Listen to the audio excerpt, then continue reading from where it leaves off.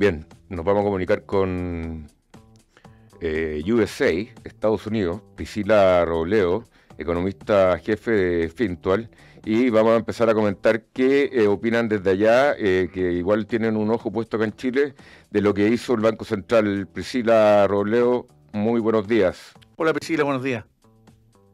Hola, Juan Pablo, Cristian, ¿cómo están? Oye, bueno, el Banco Central disminuyó un poco más allá de lo que esperaba el promedio de los encuestados, de los economistas, y bueno, se la jugó y redujo 75 puntos a pesar del dato de IPC 0,7 del mes de noviembre.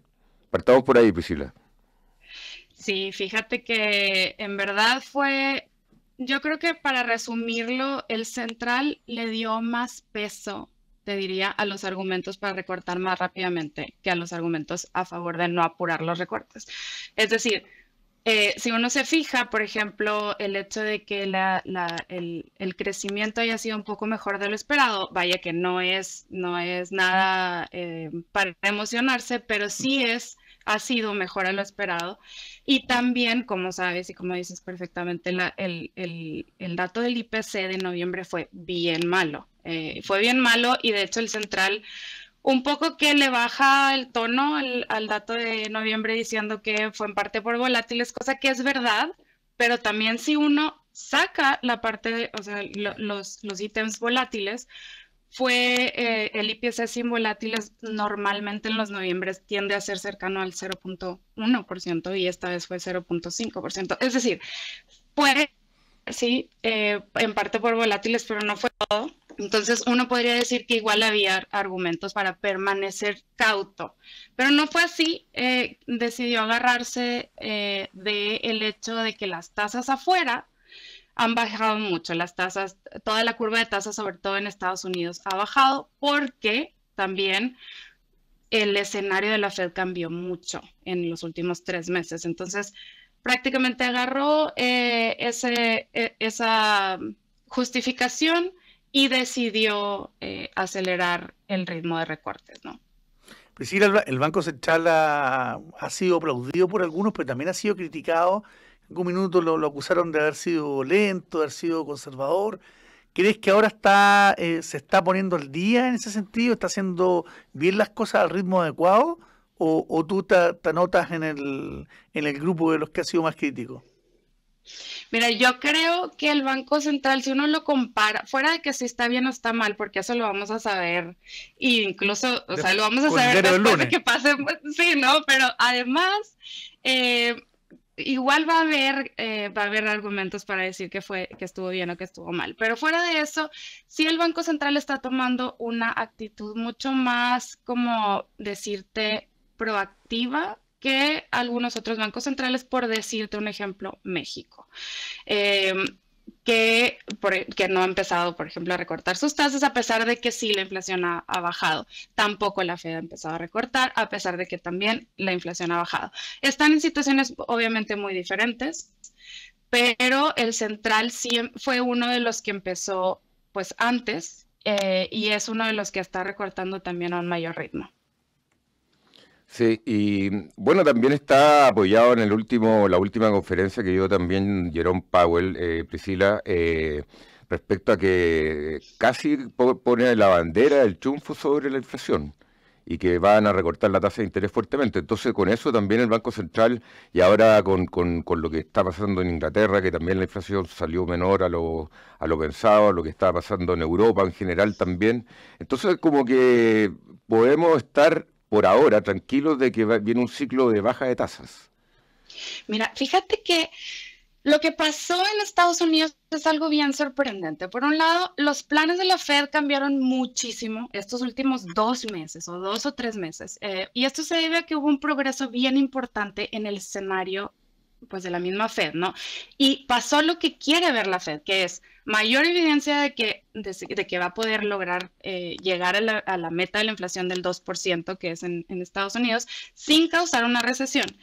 Me refiero a que la inflación ha seguido bajando y aunque sigue muy alta para estándares de la Fed. Hay razones para pensar que va a seguir bajando, ¿no? Porque la velocidad del crecimiento de la economía se redujo estos últimos meses desde el impresionante ritmo que vimos el tercer trimestre, y además las condiciones del mercado laboral también ya no parecen estar tan apretadas. Entonces, sigue habiendo más puestos de trabajo, por ejemplo, que personas buscando empleo, pero la diferencia se ha reducido. Y entonces, en este contexto, la Fed reconoció varias cosas bien importantes. Número uno, que ya no planea volver a subir su tasa. Y ojo que esto hace 2 meses no era así, pensaba volver a subir su tasa hace 2 meses. Ahora dice que ese no es su escenario base, ¿ya? Y además, digo, bueno, no cierra la puerta para otra subida, ¿no? Pero ya no es su escenario base al menos. Y además, ahora proyecta más recortes que antes, ¿no? Ahora proyecta 0.75 en recortes a 2024, para ser exactos.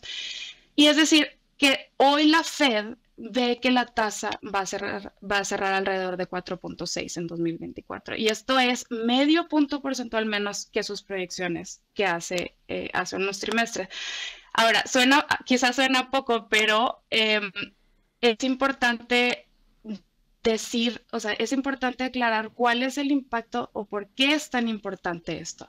Porque en la reunión pasada, Powell fue bien tajante en que ni siquiera habían discutido los recortes, ¿no? Que estaban enfocados en cuánto más subir la tasa, etcétera. Y en esta reunión dice, ¿sabes qué? Sí, los miembros ya empezaron a pensar cuándo va a ser apropiado bajar la tasa. Y dijo literalmente, esto es un tema de discusión en el mundo y también aquí con nosotros. Y ojo que otra cosa que también es muy relevante es que, bueno, pues ustedes saben que los mercados siempre se adelantan, ¿no? Antes de la reunión, el mercado esperaba 1 punto porcentual de recortes en 2024, a pesar de que la Fed esperaba muchísimo menos. Y entonces, antes de la reunión, ya, digamos, el mercado se había empezado a adelantar y la Fed es perfectamente consciente de que lo que diga la Fed, el mercado probablemente va a ir más allá. Entonces, dice mucho el hecho de que la Fed haya visto las expectativas de mercado, que ya eran de recortes de 1 punto porcentual, y haya decidido no pelearlas, ¿no? Haya dicho, ¿sabes qué? De todas maneras voy a relajar mi guía prospectiva. Es decir, coloquialmente, no voy a decir que le dio chipe libre al mercado, ¿no? Pero un poquito sí. Entonces ahora, bueno, efectivamente pasó lo que todo el mundo sabía que iba a pasar. Ahora el mercado ya ve 150 puntos base de recortes. Pero de nuevo, la Fed sabe que estas cosas pasan. Entonces, el hecho de que haya de todas maneras evidentemente cambiado el tono es bien relevante. Esto sí, no cierro diciendo que es relevante y bien importante lo que ha pasado en Estados Unidos, porque de hecho, el año pasado, ¿cuántos analistas no veíamos esperando una recesión? Y ahora, no nada más no va a haber una recesión, sino que probablemente la economía va a cerrar creciendo 2.5%, ¿no? Con tasa de desempleo a niveles bien bajos en términos históricos, la inflación la logró bajar de 9 a 3%, es decir, sí ha habido progreso en Estados Unidos, sí. Y pues eso es buena noticia para todo el mundo. Priscila, en este escenario que uno como que se quiere poner más optimista y no por ir por el lado contrario, pero ¿qué nubarrones vemos a nivel global que puedan afectar una recuperación? Porque pareciera ser que con el tema Ucrania ya está descontado, el tema Israel en Gaza está focalizado. Ahora apareció este tema de Yemen con el tráfico del comercio marítimo. ¿Qué nubarrones ves que puedan afectar esta recuperación?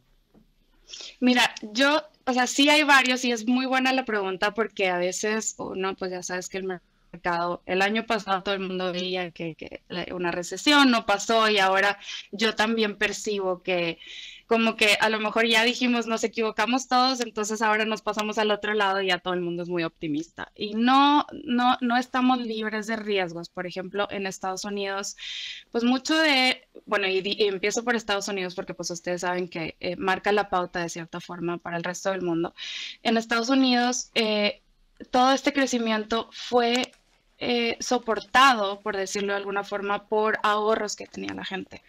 que no se sabe perfectamente cuánto es, no se sabe perfectamente cuánto queda, cuánto no. Entonces, el balance, la hoja de balance de las familias hizo que la economía aguantara muy bien, y eso probablemente ya no lo tenemos en 2023.